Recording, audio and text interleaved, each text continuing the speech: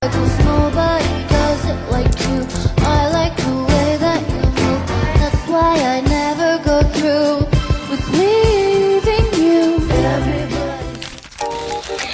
Halo teman-teman, Assalamualaikum warahmatullahi wabarakatuh. Bertemu lagi bersama saya Dinda Nela Putri. Nah, dalam video kali ini kita akan membahas terkait bagaimana tata kelola perusahaan diterapkan dalam bank syariah. Jadi mulai dari prinsip dasarnya, terus peran Dewan Pengawas Syariah itu apa, hingga sistem audit yang menjaga kepatuhan syariah pada bank syariah. Tanpa berlama-lama, langsung saja kita masuk ke materinya. Oke, kita masuk ke materi yang pertama. Apa sih itu tata kelola perusahaan dalam bank syariah? Nah, tata kelola perusahaan adalah sebuah sistem, hak, proses, dan mekanisme pengendalian untuk memastikan lembaga tersebut itu berjalan transparan, akuntabel, dan sesuai aturan.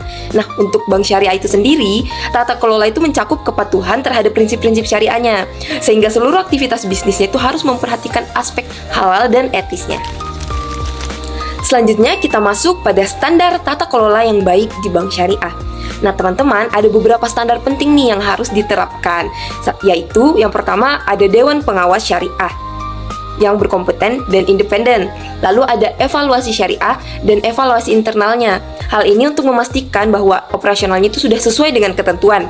Yang ketiga yaitu komite audit dan tata kelola sebagai pengawas kualitas auditnya.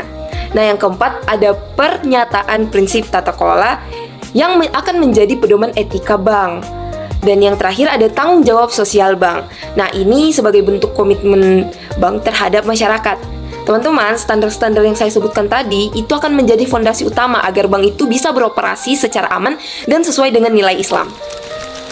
Nah, teman-teman, setelah standar tadi ternyata perlu ada pihak-pihak yang terlibat dalam tata kelola bank syariah, karena tata kelola ini tidak dapat berjalan tanpa kolaborasi berbagai pihak, yaitu contohnya seperti pemegang saham, lalu ada regulator dan pengawas seperti OJK dan BI, ada Dewan Direktur dan Manajemen, karyawan dan nasabah, Dewan Pengawas Syariah, audit internalnya dan audit eksternalnya, juga lembaga penjamin simpanan. Nah, masing-masing dari pihak-pihak ini memiliki fungsi yang saling melengkapi untuk menjaga stabilitas dari kepercayaan publik terhadap tata kelola bank syariah.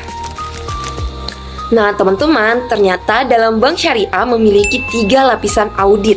Nah, yang pertama itu ada audit internal. Audit internal ini memastikan proses dan laporan keuangan itu berjalan sesuai standar.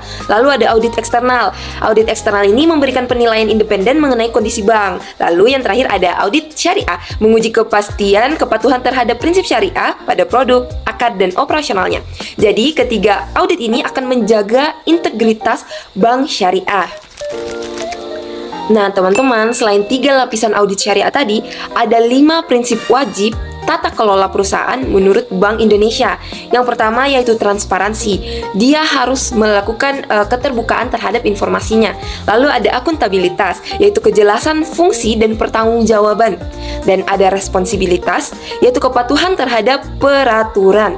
Yang keempat ada profesionalitas, yaitu kompetensinya dan independensi manajemen. Yang kelima ada kewajaran, terkait keadilan bagi seluruh pemangku kepentingan. Nah, 5 prinsip wajib ini menjadi pedoman dasar teman-teman dalam menjalankan bank secara sehat. Tahukah teman-teman bahwa Dewan Pengawas Syariah ini memiliki tugas strategisnya tersendiri, yaitu seperti memberikan arahan terkait aspek syariahnya, lalu dia akan mengawasi implementasi fatwa-fatwa DSN MUI. Setelah itu mereka akan menilai dan memeriksa kepatuhan syariahnya. DPS juga akan menyampaikan laporan kepatuhan syariahnya secara berkala. Nah, hal ini tuh untuk memastikan bahwa setiap produk, transaksi dalam bank syariah itu tetap sesuai dengan syariat Islam. Nah, teman-teman, selain peran tadi, menurut Standar Accounting and Auditing Organization for Islamic Financial Institution atau ketentuan Dewan Syariah Nasional, Dewan Pengawas Syariah memiliki 4 peran inti. Yang pertama itu ada directing, memberikan arahan syariah, lalu reviewing, meninjau pelaksanaan fatwa-fatwanya, ada supervising, yaitu mengawasi operasional syariahnya, dan ada edukasi untuk meningkatkan pemahaman masyarakat tentang keuangan syariah.